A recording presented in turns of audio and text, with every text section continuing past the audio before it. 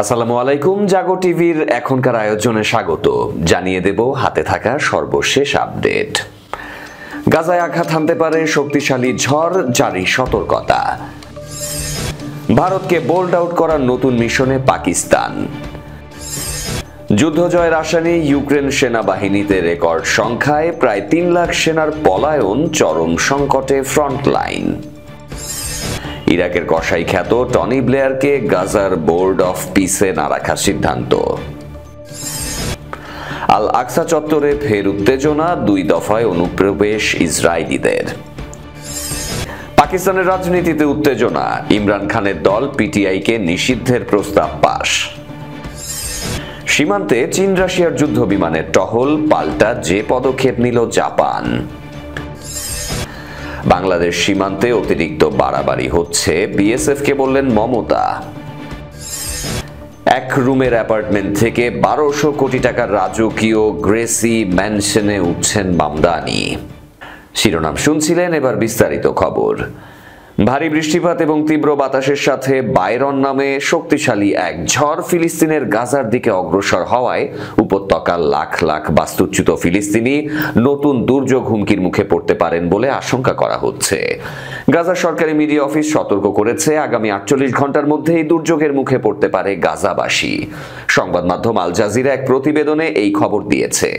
ঝড়টি প্রকৃত বিপদ ডেকে আনছে উল্লেখ করে এক বিবৃতিতে বলা হয়েছে, অগণিত ফিলিস্তিনি 1 বছরের বেশি সময় ধরে জীর্ণ তাঁবুতে বসবাস করছেন। তাদের যন্ত্রণাদায়ক অবস্থার কোনো শেষ দেখা যাচ্ছে না। সরকারি মিডিয়া অফিসের বিবৃতিতে আরো বলা হয়, গাজা উপত্যকা বিরূপ আবহাওয়ার মুখোমুখি হচ্ছে, যা তাঁবু এবং অস্থায়ী আশ্রয় কেন্দ্রে বসবাসকারী হাজার হাজার পরিবারের ব্যাপক ক্ষতি করতে পারে। এসব আশ্রয়স্থল তীব্র ঠান্ডা কিংবা ঝড়ের তীব্রতা থেকে কোনো সুরক্ষা দেয় না। সার্বিক এই পরিস্থিতিকে দুঃখজনক বলে অভিহিত করা হয়েছে। সবশেষ বিবৃতিতে বলা হয়েছে, আমরা জোর দিয়ে বলছি যে এই আবহাওয়ার বাস্তবতা গণহত্যা এবং আমাদের ফিলিস্তিনি জনগণের উপর চাপিয়ে দেয়া অন্যায় অবরোধের ফলে সৃষ্ট মানবিক বিপর্যয়কে আরো বাড়িয়ে তুলেছে। সূত্র আল জাজিরার।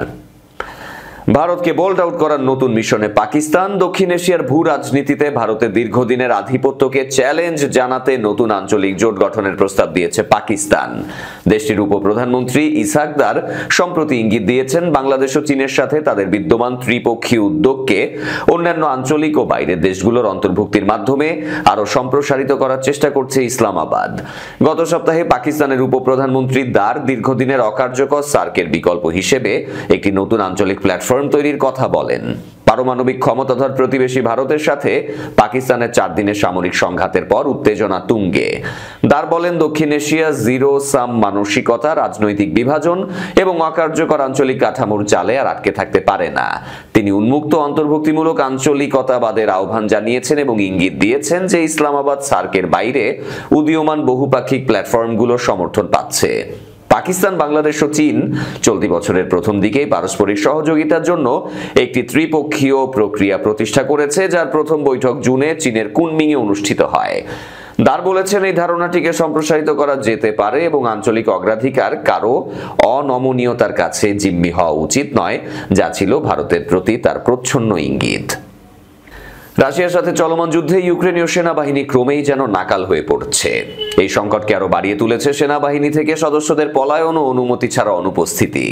সরকারি হিসাব অনুসারে এখনো পর্যন্ত প্রায় 3 লাখ সেনা অনুমতি ছাড়াই অনুপস্থিত বা পলাতক, এবং সংখ্যা ক্রমেই বাড়ছে। তিমোভ ইউক্রেনের 36 বছর বয়সী এক অফিস সহায়ক। তার হাতে ও আঙুলে এখনো বেগুনি রঙের ছোট ছোট বেশ কিছু ক্ষত।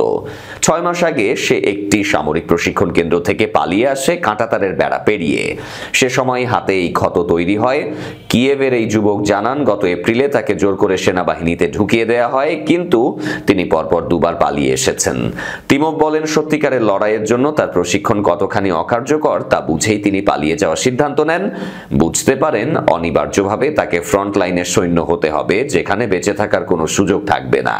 তিমোভ বলেন, কোনো প্রশিক্ষণই দেয়া হয় না, আমি প্রথম আক্রমণেই মারা যাব, তাতে তাদের কিছু যায় আসে না। তিনি দাবি করেন তার প্রশিক্ষকেরা বেশিরভাগ সময় প্রশিক্ষণ কেন্দ্র থেকে যাতে কেউ পালাতে না পারে সেই চিন্তায় মগ্ন। কেন্দ্রটি ছিল কাঁটা তার দিয়ে ঘেরা একটি 3 মিটার প্রায় 10 ফুট উঁচু কংক্রিটের দেয়াল দিয়ে সুরক্ষিত। তিমোভ বলেন, একজন সৈনিক গুলি চালানো শিখলো কিনা তাতে তাদের কিচ্ছু যায় আসে না। তারা আমাকে একটি বন্দুক দিল, আমি লক্ষ্যের দিকে একটি গুলি ছুড়লাম আর তারা আমার নামের পাশে একটি টিক চিহ্ন দিয়ে দিল, ব্যাস প্রশিক্ষণ শেষ।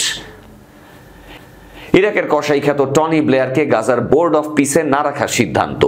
ইরাক যুদ্ধের বিতর্কিত ভূমিকার কারণে সাবেক ব্রিটিশ প্রধানমন্ত্রী স্যার টনি ব্লেয়ারকে গাজা পুনর্গঠনের লক্ষ্যে প্রস্তাবিত যুক্তরাষ্ট্রের বোর্ড অফ পিসের কেন্দ্রীয় পদে রাখা হচ্ছে না বলে জানিয়েছে ফাইন্যান্সিয়াল টাইমস। আরব রাষ্ট্রগুলোর তীব্র আপত্তির পরই তাকে তালিকা থেকে বাদ দেওয়ার সিদ্ধান্ত নেওয়া হয়। ডোনাল্ড ট্রাম্পের ঘোষিত গাজা পুনর্গঠন পরিকল্পনায় ব্লেয়ারের নামই ছিল বোর্ডের সম্ভাব্য প্রধান সদস্য হিসেবে সবচেয়ে আলোচিত। তবে 2003 সালে ইরাক আক্রমণে যুক্তরাষ্ট্রের সাথে যুক্ত হওয়ায় মধ্যপ্রাচ্যের বেশ কয়েকটি দেশের নেতারা তার প্রতি গভীর বিরূপ মনোভাব পোষণ করেন। ফাইন্যান্সিয়াল টাইমসকে দেয়া সূত্রে তথ্য মতে ব্লেয়ারকে সম্পূর্ণভাবে বাদ দেয়া না হলেও তার ভূমিকা হবে অনেক কম গুরুত্বপূর্ণ এবং সম্ভবত আনুষ্ঠানিক শান্তি বোর্ডের বাইরে। ওই সূত্র জানায় আমেরিকানরা তাকে পছন্দ করে, ইসরায়েলও করে, কিন্তু অঞ্চলের আরব ও মুসলিম নেতাদের বড় অংশই তাকে নিয়ে আপত্তি রাখে।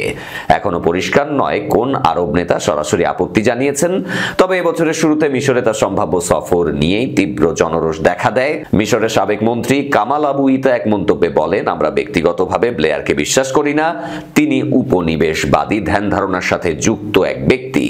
গাজা শুধু নিজের জনগণের দ্বারাই শাসিত হতে পারে, এটাই আমাদের অবস্থান। সংযুক্ত আরব আমিরাত, যারা অতীতে ব্লেয়ারকে উপদেষ্টা হিসেবে অর্থ প্রদান করেছে বলে ধারণা করা হয়, তারাও এখন গাজা পরিস্থিতিতে কোনো নিরাপত্তা বা স্থিতিশীলতা বাহিনী গঠনে অংশ নিতে অনীহা প্রকাশ করেছে। দখলকৃত পূর্ব জেরুজালেমের পবিত্র আল আকসা মসজিদ প্রাঙ্গণে আবার উত্তেজনা হয়েছে। অবৈধ ইসরায়েলি বসতির প্রায় 2 শতাধিক বাসিন্দা কড়া পুলিশি নিরাপত্তার মধ্য দিয়ে মসজিদ চত্বরে জোরপূর্বক প্রবেশ করায় পরিস্থিতি উত্তপ্ত। ফিলিস্তিনি কর্তৃপক্ষ মনে করছে এ ধরনের অনুপ্রবেশ আল আকসার ধর্মীয় মর্যাদা ও ঐতিহাসিক অবস্থানকে সময় ও স্থান ভিত্তিকভাবে ভাগ করা দীর্ঘমেয়াদী প্রচেষ্টার অংশ। টিআরটি ওয়ার্ল্ডের খবর। জেরুজালেম প্রাদেশিক প্রশাসনের বিবৃতি অনুযায়ী গতকাল মঙ্গলবার সকাল ও বিকেলে 2 দফায় মোট 182 জন অবৈধ বসতি বাসিন্দা আল আকসা মসজিদে ঢুকে কুব্বাতুস সাখরার কাছাকাছি তালমুদিক আচার অনুষ্ঠান পালন করে। একই দিন ইসরায়েলি কর্তৃপক্ষ নিয়ন্ত্রিত গেট দিয়ে 778 জন বিদেশি পর্যটকও মসজিদ প্রাঙ্গণে প্রবেশ করে। সরকারি হিসাব বলছে শুধু নভেম্বর মাসেই আল আকসায় ঢুকেছে ইসরায়েলি বসতি 4266 বাসিন্দা এবং প্রায় 15,000 বিদেশি পর্যটক। আল আকসা মসজিদ বিশ্বের মুসলমানদের কাছে তৃতীয় পবিত্রতম ধর্মীয় স্থান হিসেবে স্বীকৃত। 1967 সালে আরব ইসরায়েল যুদ্ধের পর ইসরায়েল পূর্ব জেরুজালেম দখলে নেয় এবং 1980 সালে শহরটি নিজেদের সাথে যুক্ত ঘোষণা করে। তবে আন্তর্জাতিক পরিসরে এই পদক্ষেপ গ্রহণযোগ্যতা পায়নি। পাকিস্তানের রাজনীতিতে উত্তেজনা, ইমরান খানের দল পিটিআইকে নিষিদ্ধের প্রস্তাব পাশ। পাকিস্তানের রাজনৈতিক ময়দানে আবার উত্তেজনা বৃদ্ধি পেয়েছে। শাসক দল পিএমএলএন এবং বিরোধী দল পিটিআই এর মধ্যে তীব্র বিতর্ক চলছেই। সাবেক প্রধানমন্ত্রী ইমরান খানের নেতৃত্বাধীন পিটিআইকে রাষ্ট্রবিরোধী বলে অভিযোগ করে পাঞ্জাব সংসদ মঙ্গলবার একটি প্রস্তাব পাশ করেছে, যাতে দলটির উপর নিষেধাজ্ঞা আরোপের দাবি করা হয়েছে। এদিকে আদিয়ালা জেলের সামনে ইমরানের বোনদের নেতৃত্বে ধর্মঘট চলমান, কারণ তাদের ভাইয়ের সাথে দেখা করতে দেয়া হয়নি। এই পরিস্থিতিতে পাকিস্তানের সামরিক বাহিনী ও রাজনৈতিক দলগুলোর মধ্যে দূরত্ব আরো বেড়ে চলেছে। পাঞ্জাব সংসদে পিটিআই ও ইমরান খানকে শত্রু রাষ্ট্রের হাতিয়ার হিসেবে আখ্যায়িত করে প্রস্তাব পাশ করা হয়। প্রস্তাবে বলা হয়, পিটিআই দেশের স্থিতিশীলতা নষ্ট করেছে এবং সেনাবাহিনীর বিরুদ্ধে বিরোধী প্রচারণা চালাচ্ছে।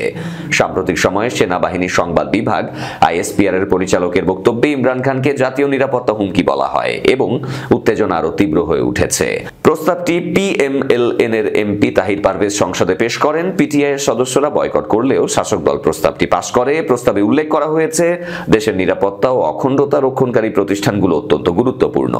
ভারত সহ শত্রুদের মোকাবিলায় এই প্রতিষ্ঠানগুলো কার্যকর ভূমিকা রেখেছে। পিটিআই এবং তার নেতা ইমরান খান শত্রু রাষ্ট্রের হাতিয়ার হিসেবে কাজ করছে এবং দেশে বিশৃঙ্খলা ছড়াচ্ছে। যদিও প্রস্তাবে সরাসরি পিটিআই বা ইমরানের নাম উল্লিখিত হয়নি, এর প্রভাব স্পষ্ট। জাপানের চারপাশে রাশিয়া ও চীন যৌথভাবে বোমারু যুদ্ধ বিমানের টহল চালিয়েছে। এতে টোকিও যুদ্ধ বিমান উড়িয়ে পরিস্থিতি পর্যবেক্ষণ করেছে। টোকিও ও বেইজিং এর মধ্যে উত্তেজনা বেড়ে যাওয়ার মধ্যে এসব ঘটনা ঘটল। মঙ্গলবার রাতে জাপান এই তথ্য নিশ্চিত করেছে, খবর জানায় রয়টার্স।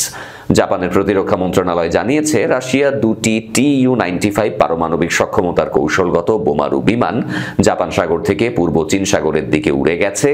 সেখানে দুটি চীনা H-6 বোমারু বিমানের সাথে মিলে প্রশান্ত মহাসাগরে দূরপাল্লার যৌথ টহল সম্পন্ন করেছে তারা।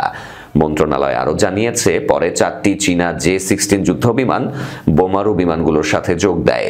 এগুলো জাপানের ওকিনাওয়া ও মিয়াকো দ্বীপের মধ্যে যাওয়া আসা করে। দুই দ্বীপের মাঝের মিয়াকো প্রণালী আন্তর্জাতিক জলসীমা হিসেবে স্বীকৃত। মন্ত্রণালয় জানায় জাপান সাগরে একই সময় রাশিয়ার বিমান বাহিনীর কার্যক্রম শনাক্ত করা হয়েছে। সেখানে একটি A-50 আগাম সতর্ককারী বিমান ও দুটি Su-30 যুদ্ধবিমান উঠছিল। রাশিয়া ও চীনের অভিযান স্পষ্টভাবে আমাদের দেশের বিরুদ্ধে শক্তি প্রদর্শনের উদ্দেশ্যে করা হয়েছে। এটি আমাদের জাতীয় নিরাপত্তার জন্য গুরুতর উদ্বেগের বিষয়।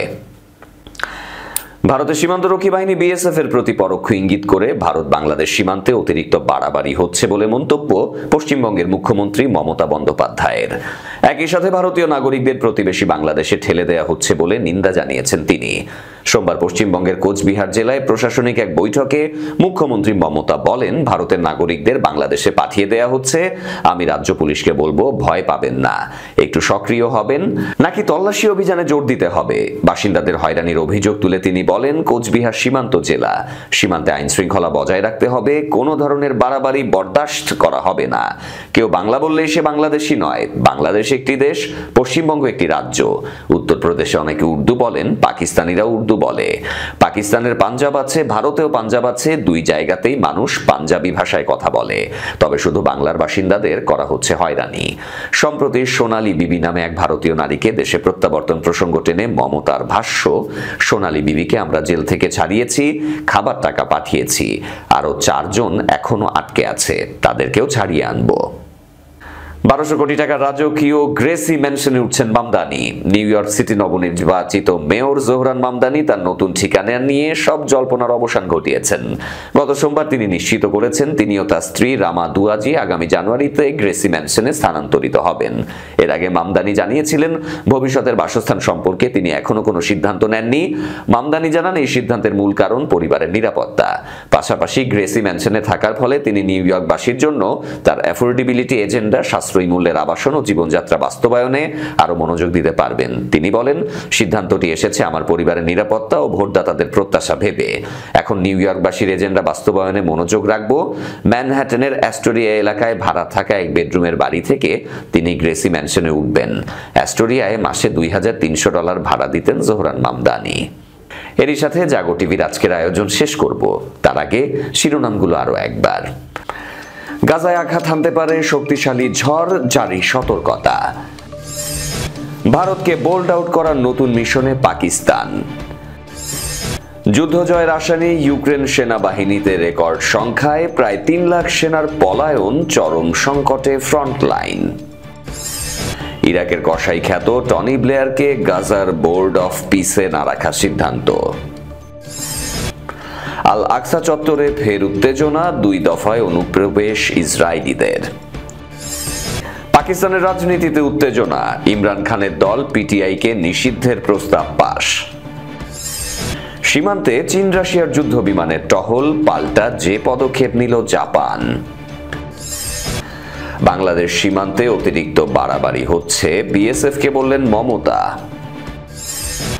এক রুমের অ্যাপার্টমেন্ট থেকে 1200 কোটি টাকার রাজকীয় গ্রেসি ম্যানশনে উঠছেন মামদানি। এই ছিল আজকে জাগো টিভিতে। ধন্যবাদ আমাদের সাথে থাকার জন্য। আল্লাহ হাফেজ।